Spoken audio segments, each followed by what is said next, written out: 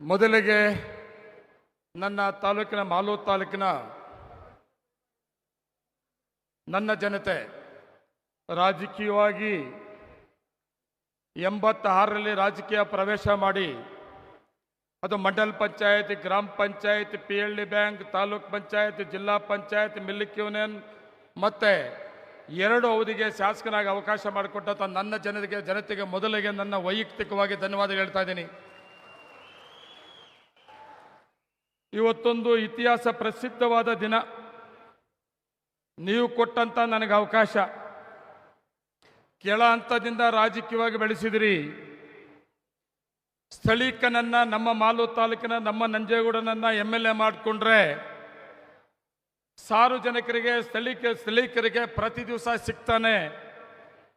ಆದರೆ 15 ವರ್ಷದಿಂದ ಬೆಂಗಳೂರಿನವ್ರನ್ನ MLA ಮಾಡಿಕೊಂಡು ಸಾಮಾನ್ಯ ಜನ, ನಮ್ಮ ತಾಲೂಕಿನ ಜನತೆ ಕಷ್ಟ ಸುಖ ಸಿಕ್ಕದೆ ಶ್ರೀಮಂತರಿಗೆ, ಅನುಕೂಲಸ್ಥರಿಗೆ MLA ನೋಡಬೇಕಾದ್ರೆ ಬೆಂಗಳೂರಿಗೆ ಹೋಗಬೇಕಾಗಿತ್ತು. ನಂಜೇಗೌಡರನ್ನ ಕೆಳಂತದಿಂದ ಬೆಳೆಸಿ ನೋಡಿದ್ದೀವಿ. ಶಾಸಕನಾಗಿ ಮಾಡಿಕೊಂಡ್ರೆ ಮಾಲೂರು ತಾಲೂಕು ಒಳಗಡೆ ಇರ್ತಾನೆ. ಪ್ರತಿ ದಿವಸ ನಮ್ಮ ತಾಲೂಕಿನ ಜನತೆಯ ಸೇವೆಯಲ್ಲಿ ಇಷ್ಟು ವರ್ಷ ಇದ್ನಲ್ಲ, MLA ಆಗಿ ಕೊಟ್ಟರು ಕೂಡ ಅದೇ ಸೇವೆ ಮುಂದುವರಿಸ್ತಾನೆ ಅಂತ ನಂಬಿಕೆ ಇಟ್ಕೊಂಡು ಅವಕಾಶ ಮಾಡಿಕೊಟ್ರೆ ಮೊದಲನೇ ಅವಧಿಯಲ್ಲಿ ಅವಕಾಶ ಮಾಡಿಕೊಟ್ರು ಕೂಡ 15 ವರ್ಷ MLA ಇರಲಿಲ್ಲ. ಕಾಂಗ್ರೆಸ್ನ MLA ಮಾಲೂರು ತಾಲೂಕಲ್ಲಿ 15 ವರ್ಷ ಆದಮೇಲೆ ಮೊದಲನೇ ಅವಕಾಶ ಮಾಡಿಕೊಟ್ಟಾಗ ತುಂಬ ನೀವು ಕೂಡ ನಂಬಿಕೆ ಇಟ್ಕೊಂಡಿದ್ರಿ. ನಂಜೇಗೌಡರು ಪ್ರತಿ ಹಳ್ಳಿ ಗೊತ್ತು, ಜನ ಗೊತ್ತು, ಅಭಿವೃದ್ಧಿ ಮಾಡ್ತಾನೆ ಅಂತ. ಆದರೆ ಕಾರಣಾಂತರ BJP ಸರ್ಕಾರ ನನಗೆ ಅವಕಾಶ ಸಿಕ್ಕಲಿಲ್ಲ. ಒಂದು ರಸ್ತೆ ಗುಳಿ ಮುಚ್ಚಕ್ಕೆ ಕೂಡ ಬೀಳಲಿಲ್ಲ ನನ್ನ. ಆದರೆ 2ನೇ ಅವಧಿ ಅದು ಅಲ್ಲ. 2ನೇ ಅವಧಿ ಕಷ್ಟದಲ್ಲಿ, ಹೋರಾಟದಲ್ಲಿ ಮಾಲೂರು ತಾಲೂಕಿನ ಸ್ವಾಭಿಮಾನವನ್ನು ಕಡಿಮೆ ಓಟಲ್ಲಿ ಗೆದ್ದಿದ್ವಂತಲ್ಲ, ನೀವು ಶಾಸಕನಾಗಿ ಮಾಡಿದ್ರಿಂದ, ಕರ್ನಾಟಕ ರಾಜ್ಯದಲ್ಲಿ ಕಾಂಗ್ರೆಸ್ ಸರ್ಕಾರ ಬಂದಿದ್ದರಿಂದ, ಕಾಂಗ್ರೆಸ್ ಸರ್ಕಾರ ಬಂದ ಮೇಲೆ ಮೊದಲ ಮುಖ್ಯಮಂತ್ರಿ ಸಿದ್ದರಾಮಣ್ಣವರು ಮತ್ತು DK ಶಿವಕುಮಾರ್ ಉಪಮುಖ್ಯಮಂತ್ರಿಗಳು, ಪಕ್ಷದ ಅಧ್ಯಕ್ಷರು ನಮ್ಮ ಸಾಮಾನ್ಯ ಜನ ಬಡವರಿಗೆ ಕೊಟ್ಟಂಥ ಕಾರ್ಯಕ್ರಮ 5 ಕಾರ್ಯಕ್ರಮ ಕೂಡ. ಅದರ ಜೊತೆಗೆ ವಿಶೇಷವಾಗಿ 5 ಕಾರ್ಯಕ್ರಮದ ಜೊತೆಗೆ ಮಾಲೂರು ತಾಲೂಕು ಇತಿಹಾಸ ಪುಟಗಳಲ್ಲಿ ನೋಡದೇ ಇರೋಂಥದ್ದು ಯಾವುದೇ ಪಾರ್ಟಿ, ಯಾವುದೇ ಪಕ್ಷ ನಾಯಕ ಇಷ್ಟೊಂದು ಅಭಿವೃದ್ಧಿಗೆ ಅವಕಾಶ ಸಿಕ್ಕಿರಲಿಲ್ಲ ಅಂತ ಅವಕಾಶ ಮಾಡಿಕೊಟ್ಟಿದ್ದ ದಿನ ಇದು. ಇವತ್ತು ಗುದ್ದಲಿ ಪೂಜೆ ಮತ್ತು ಉದ್ಘಾಟನೆ ಕಾರ್ಯಕ್ರಮ ಸುಮಾರು 3,200 ಕೋಟಿ ರೂಪಾಯಿ, 3,200 ಕೋಟಿ ರೂಪಾಯಿ ಇವತ್ತು. ಅದು 30 ಕಿಲೋಮೀಟರ್ ವೈಟ್ ಟಾಪಿಂಗ್ ಕಾಂಕ್ರೀಟ್ ರಸ್ತೆ 4 ಲೈನ್ ಆಗಿರ್ಬೋದು, ಮತ್ತೆ ಫ್ಲೈಓವರ್ ಆಗಿರ್ಬೋದು, ಸುಮಾರು ಯೋಜನೆಗಳು, ಬಸ್ ಸ್ಟ್ಯಾಂಡು, ಹಾಸ್ಪಿಟಲ್, ಮಾಲೂರು ಕೆರೆ ಅಭಿವೃದ್ಧಿ ಸುಮಾರು 3,200 ಕೋಟಿ ಪ್ರತಿ ದಿವಸ ಮಾತಾಡಿದ್ದೀನಿ. ಅಂಥ ಒಂದು ಕಾರ್ಯಕ್ರಮವನ್ನು ಆಯೋಜನೆ ಮಾಡಿದ್ದೀವಿ. ಆದರೆ ಕಾರಣಾಂತರ 3 ಕಾರ್ಯಕ್ರಮ ಮುಂದಕ್ಕೆ ಹೋಯ್ತು. ಇವತ್ತು ಕೂಡ ದಿಗ್ಲಿತ್ತು ನನಗೆ. ನಾನು ಈಗ ಬರುವಾಗ ಹೇಳ್ಕೊಂಬಂದೆ, ಇವತ್ತು ಮುಖ್ಯಮಂತ್ರಿಗಳು ಸಿದ್ದರಾಮಣ್ಣವ್ರಿಗೆ, ನಮ್ಮ DK ಶಿವಕುಮಾರ್ ಅಣ್ಣವ್ರಿಗೆ, ಇವತ್ತೇನಾದರೂ ಬರದೇ ಇದ್ರೆ ರಾಜಕೀಯದಿಂದ ನಿವೃತ್ತಿ ಆಗ್ಬಿಡ್ತಾ ಇದ್ದಾಣ ನಾನು. ನಿಜ ಕೂಡ ಅದು. ಇವತ್ತಿನ ಕಾರ್ಯಕ್ರಮ ತುಂಬ ನೋವು ತಿಂದಿದೆ. ಆದರೂ ಡೆಲ್ಲಿನಲ್ಲಿದ್ದರು, ಇವತ್ತು ಬರೋಕ್ಕಾಗ್ತಾ ಇರಲಿಲ್ಲ. ಆದರೂ ಸಹಿತ ಇವತ್ತು ಡೆಲ್ಲಿಯಿಂದ ನೇರವಾಗಿ ಈ ಕಾರ್ಯಕ್ರಮಕ್ಕೆ ಬಂದಿದ್ದಾರೆ. ನಿಮ್ಮೆಲ್ಲರ ಪರವಾಗಿ ನನ್ನ ವೈಯಕ್ತಿಕವಾಗಿ ಅವರಿಗೆ ಧನ್ಯವಾದಗಳು ಕೂಡ ಹೇಳಬೇಕಾಗ್ತದೆ. ಅದೇ ರೀತಿ ರಾಜಕೀಯವಾಗಿ ಅದೇನೇ ಆಗಲಿ, ನಾನು ಮೂಲತಃ ಕಾಂಗ್ರೆಸ್ಗೆ 86ರಲ್ಲಿ ಕೈ ಸಿಂಬಲಲ್ಲಿ ರಾಜಕೀಯ ಪ್ರವೇಶ ಆದೆ. ತಾಲೂಕ್ ಪಂಚಾಯತ್ ಪ್ರೆಸಿಡೆಂಟ್ವರೆಗೂ ಕಾಂಗ್ರೆಸ್ಸಲ್ಲಿದ್ದೆ. ಕಾರಣಾಂತರ ಕಾಂಗ್ರೆಸ್ ಪಕ್ಷ ಬಿಟ್ಟು JDSಗೆ ಹೋದೆ. BJP ಸರ್ಕಾರ ಒಂದೇ ಒಂದು ಜಿಲ್ಲಾ ಪಂಚಾಯತಿ ಮಾಲೂರು ತಾಲೂಕಲ್ಲಿ ಆ ಸಿಂಬಲಲ್ಲಿ ಗೆದ್ದು ಕೋಲಾರ ಜಿಲ್ಲಾ ಪಂಚಾಯತ್ ಅಧ್ಯಕ್ಷ ಆಗಿದ್ದು ಕೂಡ ನೀವು ಕೊಟ್ಟಂಥ ಅವಕಾಶ.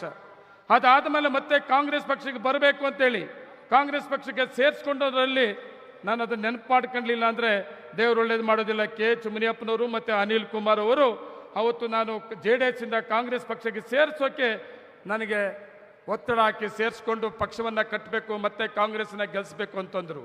ಅವರ ಆಶೀರ್ವಾದ ಇವತ್ತು ಅವರು ಕೂಡ ವೇದಿಕೆಯಲ್ಲಿದ್ದಾರೆ. ಮತ್ತು ಜಿಲ್ಲಾ ಮಂತ್ರಿಗಳು ರಾಮಲಿಂಗಾರೆಡ್ಡಿ ಅವರಿದ್ದಾರೆ. ಅದ್ರ ಜೊತೆಗೆ ಸಿದ್ದರಾಮಣ್ಣವರು ಈ ಕಾರ್ಯಕ್ರಮದ ಭಾಗವಹಿಸಬೇಕಾಗಿತ್ತು, ಪ್ರೋಟೋಕಾಲ್ನ ಬರೋದಿಲ್ಲಪ್ಪ ಅಂತೇಳಿ ಯತೀಂದ್ರ ಸಾಹೇಬರು ಮಂತ್ರಿಗಳು ಕೂಡ ಭಾಗವಹಿಸಿದ್ದಾರೆ.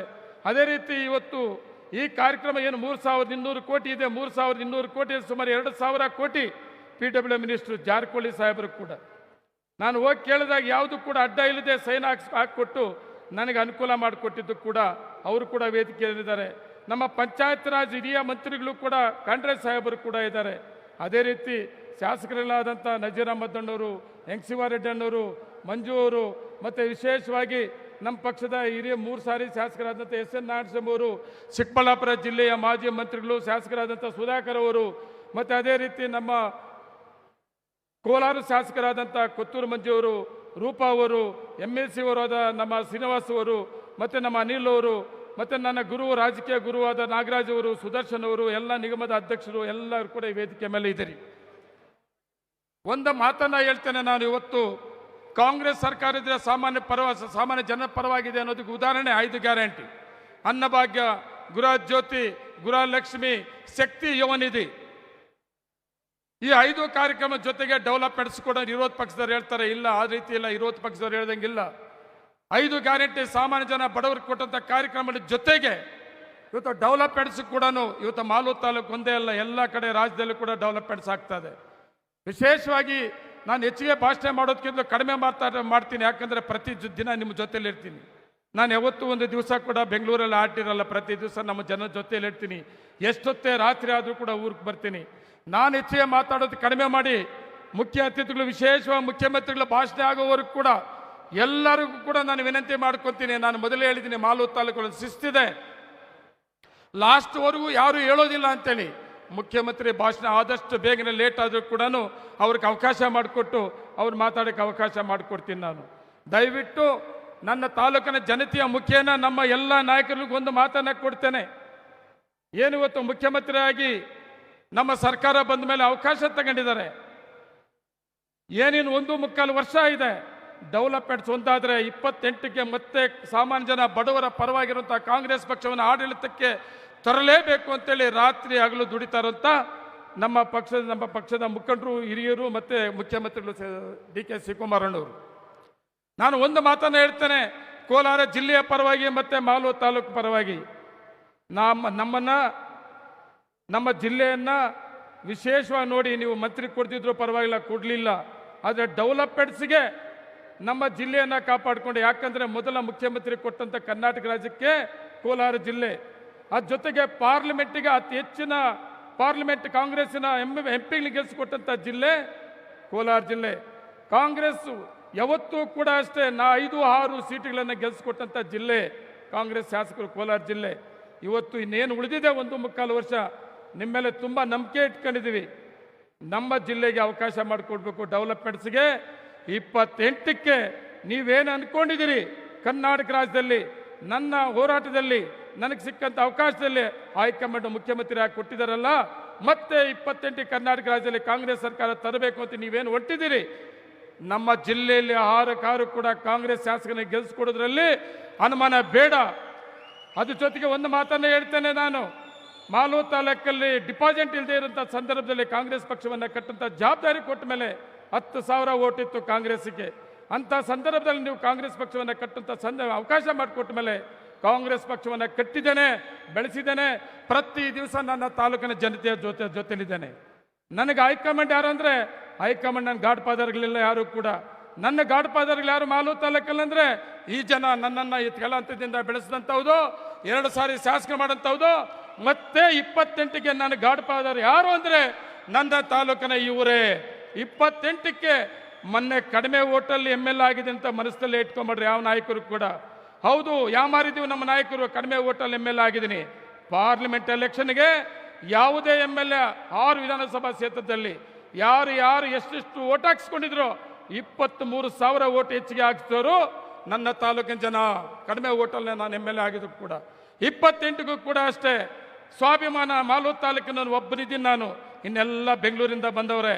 ಮಾಲೂರು ತಾಲೂಕಿನ ಜನ ತೀರ್ಮಾನ ಮಾಡವ್ರೆ, ನಾವು ಯಾವುದೇ ಕಾರಣಕ್ಕೂ ರಿಯಲ್ ಎಸ್ಟೇಟು ಬೆಂಗಳೂರವರಿಗೆ ಅವಕಾಶ ಮಾಡಿಕೊಡೋದು ಬೇಡ, ಸ್ಥಳೀಕ ನಮ್ಮ ನಂಜೇಗೌಡ ಒಬ್ಬ ಉಳಿದವನೇ, ಅವನು ಉಳಿಸ್ಕೊಬೇಕು ಅಂತೇಳಿ ತೀರ್ಮಾನ ಮಾಡಿದ್ದಾರೆ. 28ಗೆ ನಮ್ಮ ತಾಲೂಕಿಂದ ಕಾಂಗ್ರೆಸ್ ಶಾಸಕನ ನಿಮ್ಮ ಜೊತೆ ಕೊಡ್ತೇವೆ ಅಂತೇಳಿ ಒಂದು ಸಂದೇಶವನ್ನು ನಾನು ಕೊಡ್ತಾ ಇದ್ದೇನೆ. ಇನ್ನು ಹೆಚ್ಚಿಗೆ ನಾನು ಭಾಷೆ ಮಾಡೋಕ್ಕೆ ಹೋಗೋದಿಲ್ಲ. ಈ ಕಾರ್ಯಕ್ರಮ ಆಯೋಜನೆ ಮಾಡೋದಕ್ಕೆ ವಿಶೇಷವಾಗಿ ಜಿಲ್ಲಾ ಆಡಳಿತ ತಿಳ್ಕೊಳ್ಳೇಬೇಕಾಗ್ತದೆ. ವೇದಿಕೆಯಲ್ಲಿ ಇವತ್ತೇನು ಈ ಕಾರ್ಯಕ್ರಮ ಇವತ್ತು ಇಷ್ಟು ಅದ್ಭುತವಾಗಿ ನಡೀತಾ ಇದೆ ಅಂದರೆ ಅದಕ್ಕೆ ಜಿಲ್ಲಾ ಆಡಳಿತ ಕೂಡ, ಜಿಲ್ಲಾಧಿಕಾರಿಗಳಿರ್ಬೋದು, SP ಅವರಿರ್ಬೋದು, CO ಅವರಿರ್ಬೋದು, ಅದ್ರ ಜೊತೆಗೆ ತಾಲೂಕು ಆಡಳಿತ ಕೂಡ ಅಷ್ಟೇ. ಸುಮಾರು 1 ತಿಂಗಳಿಂದ ಅವರು ನಿದ್ದೆ ಹೋಗದೆ ನಮ್ಮ ಆಡಳಿತ ತಾಲೂಕಿನ ಆಡಳಿತ ತಹಸೀಲ್ದಾರ್ ಇರ್ಬೋದು, ಇಒ ಇರ್ಬೋದು, ಎಲ್ಲರೂ ಕೂಡ ಅದ್ರ ಜೊತೆಗೆ ನಮ್ಮ ಕಾಂಗ್ರೆಸ್ ಪಕ್ಷದ ಎಲ್ಲ ನಾಯಕರು ಕೂಡ ಇವತ್ತಿನ ಕಾರ್ಯಕ್ರಮ ಇಷ್ಟೊಂದು ಅದ್ಭುತವಾಗಿ ನಡೀಬೇಕಾದ್ರೆ, ಸಕ್ಸಸ್ ಆಗಬೇಕಾದ್ರೆ ಇವರೆಲ್ಲರೂ ಕೂಡ ಕಾರಣಕರ್ತರು. ಮಾಲೂರು ತಾಲೂಕಲ್ಲಿ ಯಾವುದೇ ಒಂದು ಕಾರ್ಯಕ್ರಮ ಮಾಡಿದ್ರು ಕೂಡ ಇತಿಹಾಸ ಇದೆ. ನಮ್ಮ ದೇಶದ ಮುಂದಿನ ಭವಿಷ್ಯದ ಪ್ರಧಾನಿಗಳಾಗುವಂಥ ರಾಹುಲ್ ಗಾಂಧಿ ಅವರನ್ನ ಈ ಮಾಲೂರು ತಾಲೂಕಿಗೆ 2 ಸಾರಿ ಕರೆಸಿದಂತೂ ನಮ್ಗೆ ಸಿಕ್ಕಂಥ ಅವಕಾಶ. 2 ಸಾರಿ, ನನ್ನ ಎಲೆಕ್ಷನ್ಗೊಂದು ಸಾರಿ ಮತ್ತೆ ಪಾರ್ಲಿಮೆಂಟ್ ಎಲೆಕ್ಷನ್ಗೊಂದು ಸಾರಿ, 2 ಸಾರಿ ಕೂಡ ರಾಹುಲ್ ಗಾಂಧಿ ಅವರು ಈ ವೇದಿಕೆಗೆ ಬಂದಿದ್ರು. ಮಾಲೂರು ತಾಲೂಕಿಗೆ ಸಿದ್ದರಾಮಯ್ಯವರು ಬಂದಿದ್ರು, DK ಶಿವಕುಮಾರಣ್ಣವರು. ಕೊರೋನಾ ಸಂದರ್ಭದಲ್ಲಿ ರಾಜ್ಯದಲ್ಲಿ ಯಾರೂ ಮಾಡಲಿಲ್ಲ. ನಮ್ಮ ಕಾಂಗ್ರೆಸ್ ಪಕ್ಷದ ನಾಯಕರು ಕಷ್ಟದಲ್ಲಿ ಇರುವಂಥವ್ರಿಗೆ ಆ ಕೊರೋನಾ ಸಂದರ್ಭದಲ್ಲಿ ಕೊಟ್ಟಂಥ ಕಾರ್ಯಕ್ರಮಗಳಿಗೆ DK ಶಿವಕುಮಾರಣ್ಣವರು ಕೂಡ ಭಾಗವಹಿಸಿದಂಥದ್ದು. ತುಂಬ ಒಗ್ಗಟ್ಟಾಗಿದ್ದೀವಿ. ಈ ಒಗ್ಗಟ್ಟನ್ನು 28ಕ್ಕೆ ನಿಮಗೆ ಕೊಡ್ತೇವೆ ಅಂತ ಈ ಸಂದರ್ಭದಲ್ಲಿ ಹೇಳಿ, ನಮಗೆ ಮುಂದಿನ ದಿನಗಳಲ್ಲಿ ನಮ್ಮ ಮಾಲೂರು ತಾಲೂಕಿಗೆ ಡೆವಲಪ್ಮೆಂಟ್ಸ್ಗೆ ಎಲ್ಲ ನಾಯಕರುಗಳನ್ನ, ಮುಖ್ಯಮಂತ್ರಿಯಿಂದ ಹಿಡಿದು ನಮ್ಮ ಜಿಲ್ಲಾ ಮಂತ್ರಿಯಿಂದ ಹಿಡಿದು ಎಲ್ಲ ಮಂತ್ರಿಗಳನ್ನ ನಾನು ರಿಕ್ವೆಸ್ಟ್ ಮಾಡ್ತಾ ಇದ್ದೇನೆ.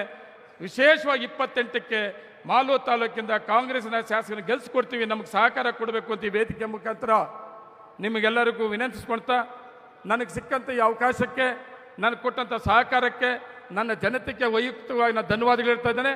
ನಮಸ್ಕಾರ. ಯಾರೂ ಕೂಡ ಒಬ್ಬರು ಹೇಳಕ್ಕೆ ಹೋಗ್ಬೇಡ್ರಿ. ಆದಷ್ಟು ಬೇಗನೆ ಈ ಕಾರ್ಯಕ್ರಮ ಮುಗಿಸ್ತೀವಿ. ನಮಸ್ತೆ.